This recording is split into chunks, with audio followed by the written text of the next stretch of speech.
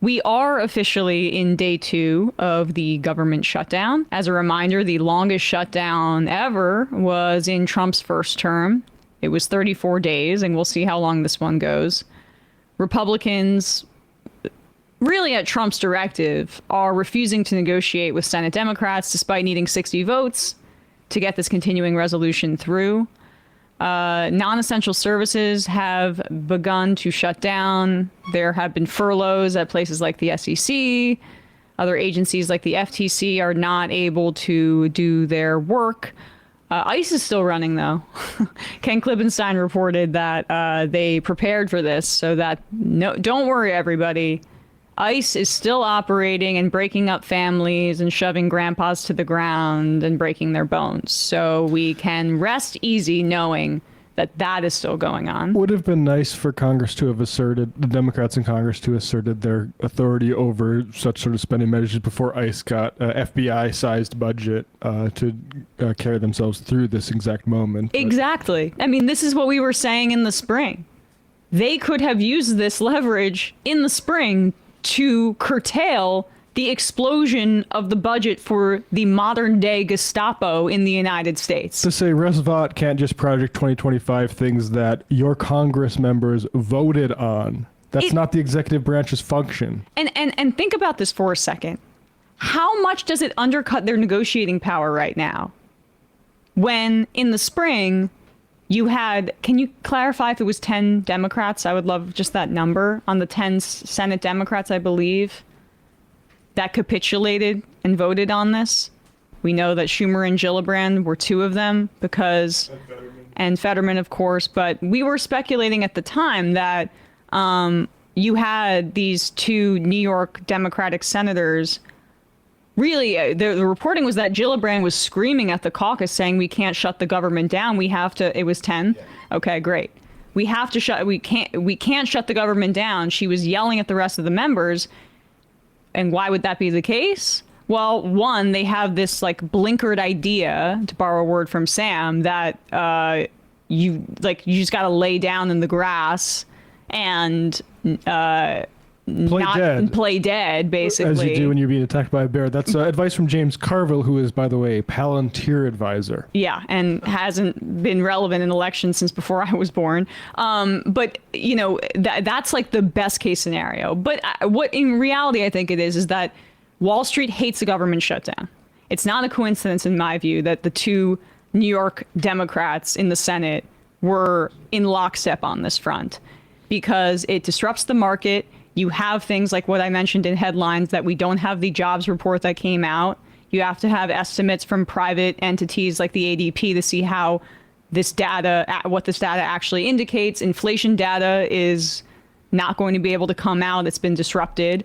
So it also indicates stability, and the markets begin to tank, and that's who they represent. But what they allowed is the terrorization of communities across the country and the largest transfer of wealth in maybe 100 years from to the top 1%. And so, by the way, all polling shows that the public will blame the government shutdown on Republicans, and the margins on those polls have been in double digits. There's no ambiguity here. But Trump is making threats because he is afraid that this is going to hurt him. This is what he posted this morning on Truth Social. I have a meeting today with Russ Vought. He is of Project 2025 fame to determine which of the many Democrat agencies, most of which are a political scam, he recommends be cut, and whether or not those cuts will be temporary or permanent. I can't believe the radical left Democrats gave me this unprecedented opportunity. They are not stupid people, so maybe this is their way of wanting to quietly and quickly make America great again. The president does not have the authority to eliminate agencies. Congress creates agencies, so he's lying about that. He's bluffing. Not yet. And by the way, remember when Trump and Republicans kept denying that they were a part of Project 2025, and you had some people in media who were really like on board and believing them? Trump says he's not involved in this Heritage Foundation Project 2025 thing, despite his staffers all being involved in it and it looking like a blueprint for his agenda as president. So why not trust the most notorious liar in politics? And why would you think that the Heritage Foundation wouldn't have a huge say in a Republican administration anyway? Well, you know. It's anyway, getting back next to, time. No, yeah, try again. This whole political commentary thing, but Trump is already doing these mass firings. He's already doing it. These buyouts, these resignations, they're already in process. And the easiest thing the Democrats are going to be able to extract if they get something in these negotiations and don't cave is the extension of the Affordable Care Act tax credits. They expire at the end of this year. And if they expire, premiums are going to skyrocket for folks on Obamacare. And Republicans are actually not, I think at least Thune and non-Trumpy Republicans, congressional Republicans, frontline Republicans are terrified of this prospect because they timed in their budget the Medicaid cuts, the bulk of them, to happen after 2026, after the midterms, because they know how much this is going to hurt people. But if these ACA tax credits expire, that's immediate evidence of how they're hurting people. And so Democrats need to be asking for more rain and ice. Stop sending in the National Guard into our cities. They need to reach an agreement on Trump not rescinding federal funds that Congress has agreed to. This ACA subsidies thing is the bare minimum. But they're not even articulating that well, leadership at least. But there are people who are.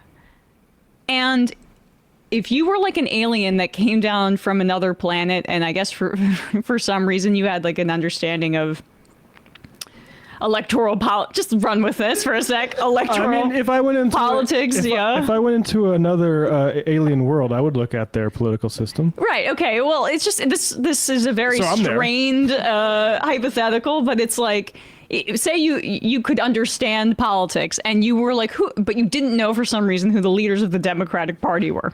Okay. See, Brian's like, shut up, Emma. So you're, no, Stop I'm on your trying. side. Okay. Say you're part of All say you're part of an advanced civilization that visits Earth, so clearly you're a communist. Yes, obviously. I'm sticking with it. But if you saw this video, you would think that these two people were the leaders of the Democratic Party because they're the only people who know how to message, apparently. Here are Bernie Sanders and Alexandria Ocasio-Cortez explaining what is happening with the government shutdown. Hey, everybody. I was walking here in Washington, D.C., and who did I bump into? One of my favorite members of the United States Congress, Alexandria Ocasio-Cortez. And one of my favorite senators. All right. Anyhow, as everybody knows, we are now in a government shutdown. Republicans are attacking Alexandria, attacking me. Why didn't you vote for this clean CR to keep the government open? Well, there's nothing clean about it. This is one of the dirtiest tricks that is being pulled on the American people right now. Starting today, October 1st, and throughout the rest of the month, Americans across this country are going to start getting notifications that their insurance premiums are up to doubling. We're talking about... Say that again. Your monthly insurance premiums are going to double for millions of people across the country. At a time when we are already paying, by far, the highest prices in the world for healthcare, at a time when people can't afford it right now. So what happens? That means people getting bankrupt over chemotherapy, people going to the pharmacy and not being able to get their insulin. And frankly, it means a lot of Americans are going to be in danger. And Republicans want us to rubber stamp that. So what are we going to say to that, Bernie?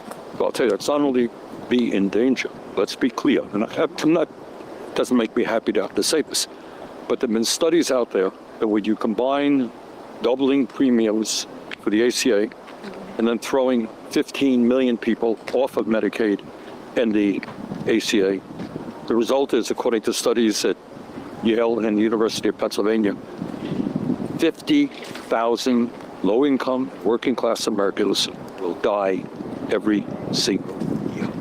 All right? If you don't have the money to go to a doctor and you're sick, you die. And that's what we're looking at. That's what this clean bill is about. And so Republicans want us to rubber stamp that. And we're saying no. We need to stand up for the American people. We need to stand up for our healthcare system. And if they want our votes, they need to make sure that we're protecting every American and making sure that we can do what we can to continue to make healthcare accessible, affordable, as we work to make it a human right for all. Right. So let me just back that up. Remember, right now, our healthcare system is broken. Right now, we're the only major country on earth not to guarantee healthcare to all people. And these guys want to make it even worse. We're not going to let that happen. No, we're not. Thank you. Onward. It's refreshing. So, like, there's all this talk about, you get from people saying, well, if you don't like old people in Congress, and what do you say about Bernie Sanders? Well, if your senator can do a straight 2.5 minutes or 3 minutes without a cut talking about this stuff, then they pass. That's the test. Completely. I mean, I was thinking that exact same thing. How vibrant he is. It's amazing. And how there were a lot of folks worried about that heart attack. Well, he's still kicking and sounds as good as ever, honestly. But we're talking about hundreds of dollars a month for Yeah. people on their health insurance if they're on the exchanges, and without those subsidies. That, like you said, that's if you need health insurance, because that's if I was like 25 again and I'm looking at that and I don't have a job, I'm thinking, oh, well, I'm going to go without health insurance. Right. Unless you need it. Yeah. And the central claim from the Republicans to combat this is a complete lie. They are saying that Democrats want illegals in their framing to have access to this. Statutorily, the Affordable Care Act, even if you were to buy it out of pocket as an undocumented immigrant in this country, you are legally not allowed to. Immigrants who have no documentation in the United States subsidize our social safety net because with taxes, they pay into it, but they cannot get anything out of it. They are lying to you. People ask It's the reverse. People are going to ask themselves, like, am I a undocumented person? No. Okay. What's going to happen to my health insurance rates? They're still going to go through the roof. And you have the Republicans saying these just Nazi lies. Oh, we have to look into this infrastructure project in New York and New Jersey to check if it's DEI or not. That's just appealing to racists. That's a Klan appeal. The exact same thing with this. So you think your services in America, your healthcare services suck because of immigrants? Are you stupid? Like, I mean, Republican voters are. Democrats need to be forceful in saying, like, no, the general person is not persuaded by this just Nazi playbook type lie, where we're going to blame the failure of a governments controlled by billionaires on immigrants, like people that are, frankly, like you say, either propping them up by having their wages garnished despite not being able to take benefits, or even actually doing a lot of the labor in this country. Yeah. And unfortunately, though, we can't really expect that right now from Democratic leadership. And Hakeem Jeffries, when he's been going on these media hits, he'll talk about affordability and mention the healthcare piece. But he lingers on this racist meme that Trump posted that we spoke about. Say it to my face. It's driving me insane. This era of celebrity Democrats centering themselves is over. You need to get on camera and redirect, as Zoran Mamdani does. And as Bernie said, they're attacking, the Republicans are attacking me. And then they go into the spiel and speak about how people are being materially affected. Yeah. The era of the liberal, celebrity, self-centered Democrat who's there to own Donald Trump and get into some beef with him, it's over. And it's ineffective. And it's creating oxygen for the Republicans to distract from this. But here's versus Nancy Pelosi being asked about how AOC Republicans are doing her a favor to a degree, saying that she's responsible for these negotiations. And Chris Hayes asked her about this the other night, and she was like, yeah, come talk to me directly if that's the case. She's trying to position herself as more of a leader than Schumer and Jeffries, which I like. Of course, if she's Schumer. If she's going to be positioned as a leadership, the Democrats need to give her leadership powers. Right. But listen to how Nancy Pelosi, who Ryan Grimm will be on with us shortly, his book, We've Got People, speaks about how they had a, very difficult kind of contentious situation because Pelosi was, not in favor of AOC's more grassroots energy and things like that. This is what she says when asked about AOC's role in these shutdown talks. There was a thought from the Republicans that AOC is directing this, and she said that senators are welcome to go to her office directly. Is she driving that? Why are you saying such a ridiculous thing? I'm just quoting what AOC said. She said go to her office directly. Do you think there's any credibility to that? She's not directing this. She's wonderful. She's a real team player and the rest of that. You started by saying Republicans saying that she's directing this. She is not. Hakeem Jeffries is. And this takes a lot of experience, a lot of unity from the caucus in terms of the point of view. And that's what this is. She's an articulate spokesperson for her point of view.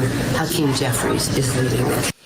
When you have to say it. Yeah. When you have to say it. I mean, he's who you picked, but there's no confidence in his leadership, clearly. And I mean, I've got many problems with Pelosi, but I mean, Pelosi would have been doing a better job than this right now. There's no question, in my view. She's at least a partisan. Hakeem Jeffries is a fundraiser primarily. And the idea that Democratic leadership is spending any amount of time speaking about this meme, this is literally the first time most Americans are paying attention to anything Hakeem Jeffries is doing. Anything. You have a finite amount of time to show and media attention to show what you're going to do for the American people. And they are taking the bait or I can't tell if they're just taking the bait or actively directing the conversation to the frickin' meme. But listen to J.D. Vance yesterday. This is what leadership has allowed them to do. Distract, more circus, more memes. Nothing but the material implications of what they're trying to do. Jeffries allows for this distraction. Here I give you the Vice President of the United States. Good thing. On the sombrero thing, I mean, Hakeem Jeffries said it was racist, and I know that he said that, and I honestly don't even know what that means. Like, is he a Mexican American that is offended by having a sombrero meme? I mean, I saw one of the major TV stations put the meme up and then say this is AI generated, and he had like the curly animated mustache too. It's like, do you really not realize the American people recognize that he did not actually come to the White House wearing a sombrero and a black curly animation mustache? Like, give the country a little bit of credit. We're all trying to do a very important job for the American people. The President of the United States likes to have a little bit of fun when he's doing it, and I think that's okay. I'll take one more question. I know that Jeffries was the subject of the racist meme. I understand that. But as leader, you have a responsibility to represent the hundreds of millions of people who are going to be affected by this horrific Republican budget.